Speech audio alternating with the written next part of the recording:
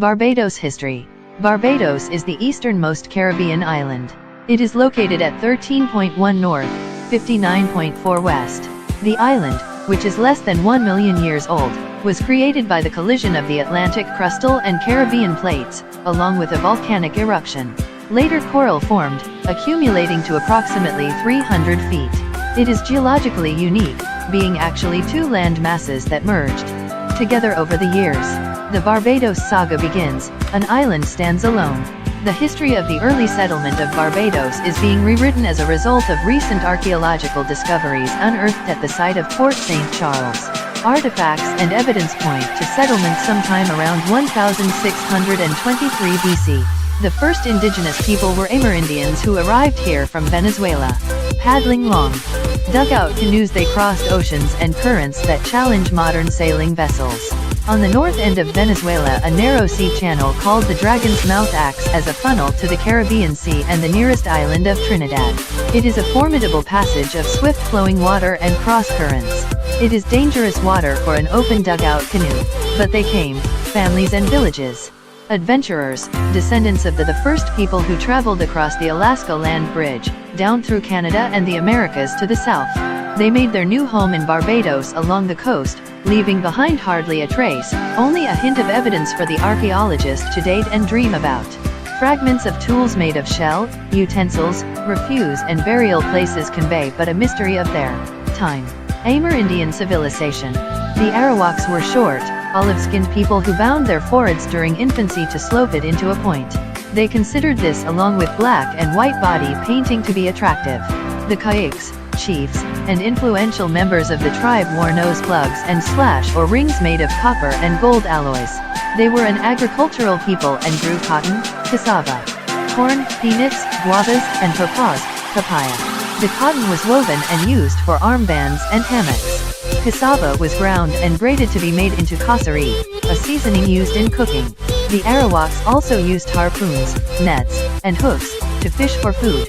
1,200 Carib Indians. In 1200, the Arawaks were conquered by the Caribs. The Caribs were a taller and stronger Amerindian tribe than the Arawaks. They were incredibly accurate bowmen and used a powerful poison to paralyze their prey. The culture has almost vanished from Barbados. Pockets of the culture and people, now known as the Caligano, exist in St. Vincent, the Grenadines, and in Dominica. The largest population is the Kalinago territories in Dominica. Portuguese. The Portuguese came to Barbados en route to Brazil. It was at this time that the island was named Los Barbados, Bearded Ones, by the Portuguese explorer Pedro a Campos. It was so named, presumably, after the island's fig trees, which have a beard-like appearance. 1625 to 1644. English colonization. The first English ship touched the island on May 14, 1625 under the command of Captain John Powell. The island was therefore claimed on behalf of King James I. On February 17, 1627, Captain Henry Powell landed with a party of 80 settlers and 10 slaves to occupy and settle the island. This expedition landed in Hull Town, formerly known as Jamestown. The colonists established a House of Assembly in 1639. It was the third ever parliamentary democracy in the world.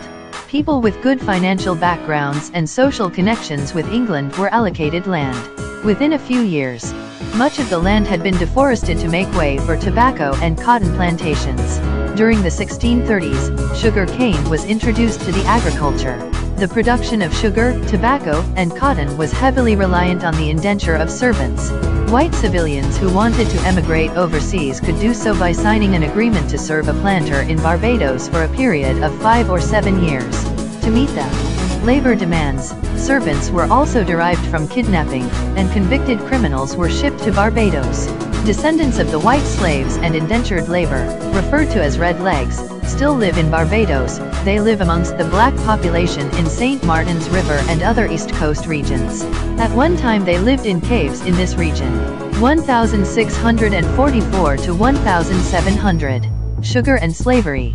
A potential market formed for slaves and sugar-making machinery by the Dutch merchants who were to supply Barbados with their requirements of forced labor from West Africa. The slaves came from Sierra Leone, Guinea, Ghana, the Ivory Coast, Nigeria, and Cameroon. Many slaves did not survive the journey from Africa, but many thousands still reached their destination. The Barbadians dominated the Caribbean sugar industry in these early years. The sugar plantation owners were powerful and successful businessmen who had arrived in Barbados in the early years. Many natural disasters occurred in the late 1600s, such as the locust plague of 1663, the Bridgetown fire and a major hurricane in 1667. Drought in 1668 ruined some planters, and excessive rain in 1669 added to their financial problems. However, investment continued in sugar and slaves and was perceived to have good prospects. By 1720, Barbadians were no longer a dominant force within the sugar industry. They had been surpassed by the Leeward Islands and the Jamaica. 1807 to 1838. Abolition, Rebellion, and Emancipation. After slavery was abolished in 1834, many of the new citizens of Barbados took advantage of the superb education available on the island. After these citizens had been educated, they wanted something more than working in the cane fields. Some of them gained prominent offices in Barbados. Others worked in common jobs, and still others stayed in the cane fields. Many people were drawn to Barbados because of the climate and slow pace of life. The island was thought of as a cure for the vapors. Even Major George Washington visited the island with his tuberculosis-stricken half-brother in hope of ameliorating his illness. Slavery, abolished in 1834, was followed by a 4-year apprenticeship period during which free men continued to work a 45-hour week without pay in exchange for living in the tiny huts provided by the plantation owners.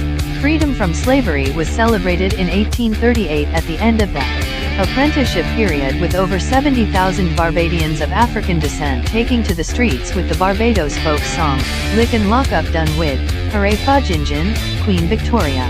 De Queen come from England to set we free now, lick and lock up done with, hooray Fudgingin.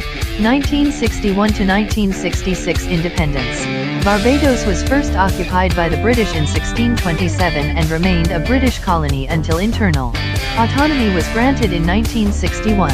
The island gained full independence in 1966, and maintains ties to the Briton monarch represented in Barbados by the Governor-General. It is a member of the Commonwealth. The first leader of Barbados as a free nation was the Right Honourable Errol Walton Barrow, of the Democratic Labour Party. The other major political party is the Barbados Labour Party, led by the current Prime Minister, the Honourable Mia